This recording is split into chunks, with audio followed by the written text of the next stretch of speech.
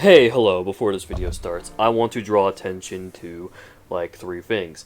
One, this is an experimental video, where I'm kind of in the character of somebody in a dark skyline setting. What's a dark skyline setting? I hoped you asked, because I'm going to tell you it anyways. It's a vampire LARP run completely in VR, so meaning you could be across Germany and still play. The link to it is below. Join the Discord; they'll get you set up right there. If you like what you hear and you like my sultry voice, the game or whatever, or you want to just support some people to do game stuff, there's a Patreon below. That should be it. I think I said all the things. That's the things. Now I hope you all enjoy this video. Greetings! My name is Sweetheart, and I am your guide throughout these nights. Now, I'm here to teach you the many kindred of Caliburn. I hate to waste time on myself, and I like to put the spotlight on others, so let me cut to the chase.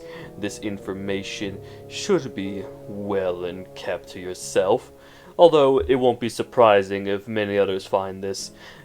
And if you're one of those featured, then have a fun time trying to track me, and have a funner time interacting with me. Either way, we shall begin with the first kindred on our list, one Anderson Half.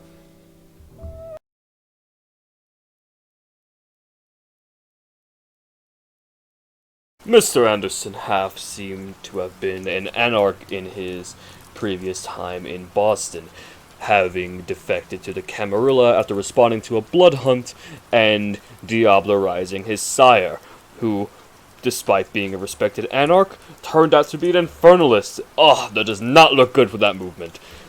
Either way, the diablerie left him ostracized and hated. Although, curiously, when the opportunity arose, a Justicar of the Clan Malkavian of all clans stuck up for him and pardoned his diablerie and gave him a home in Caliburn. What's happening there?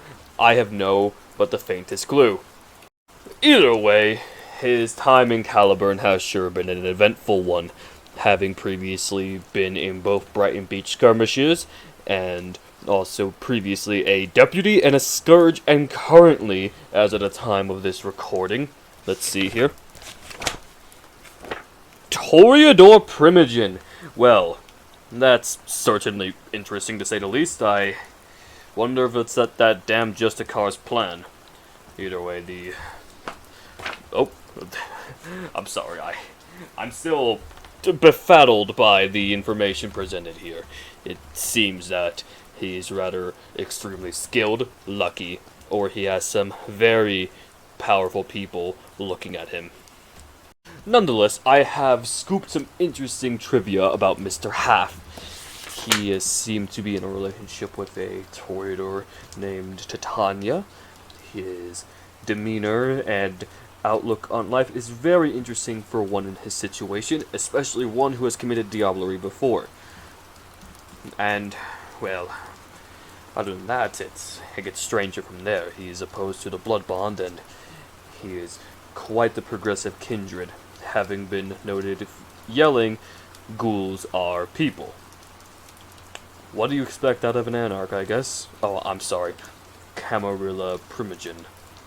Either way, his service has been noted to be one of strong and faithful one.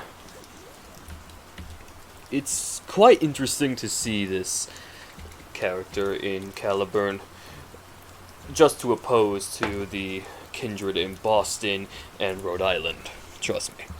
There's a reason why I'm doing reports on Caliburn and not those dull little places. Emoji. Oh, that does remind me. Pardon me just a second. Ah, the Harpy of Caliburn. A quite interesting figure. They go by Tad. They're a Nosferatu of all things. They live in the Warrens with their brother named Isidore, a ghoul. Huh. I wonder what's Caliburn's deal with liking ghouls so much. Either way, information on them is scarce, but not scarce to a point where it's indecipherable. To put it simply, Tad, the Nosferatu, the harpy of all things, is a poet. Well, I guess don't judge a man by his clan. Wait, why does it not sound right? Either way, the Harpy of Caliburn recently suffered a scandal. Apparently, they were faking their generation the whole time. Quite the thing to do in the Camarilla of all places, but it seems that he has bounced back for the most part. Yeah, good for him. He seems to be a much better, well, harpy. Well, I was gonna compare them to Emoji, but Emoji, the shithead, barely can be considered a harpy. Right, I should move on before I start screaming about Camarilla harpies again. Now, the last person on our list is, let's see here. The Boondock Saint. Probably the loudest and also funniest kindred you'll ever find on the island. He is the architect of the Anarchs, known and famous for leading the team to assault on Brighton Beach, and on top of that, being, well, generally a very, very loudmouth kindred. Honestly, if he doesn't start war with the Camarilla, he's gonna make peace with them somehow. He is a very strange individual. I have found him on occasion working like a madman, but during my stalkings I have found he is a man of sentimental sights. I guess he seems to climb up to the Pentex building and watch before the sun goes up. Quite a dangerous thing, but quite the lovely thing to watch. Anyways, I should be moving on here now.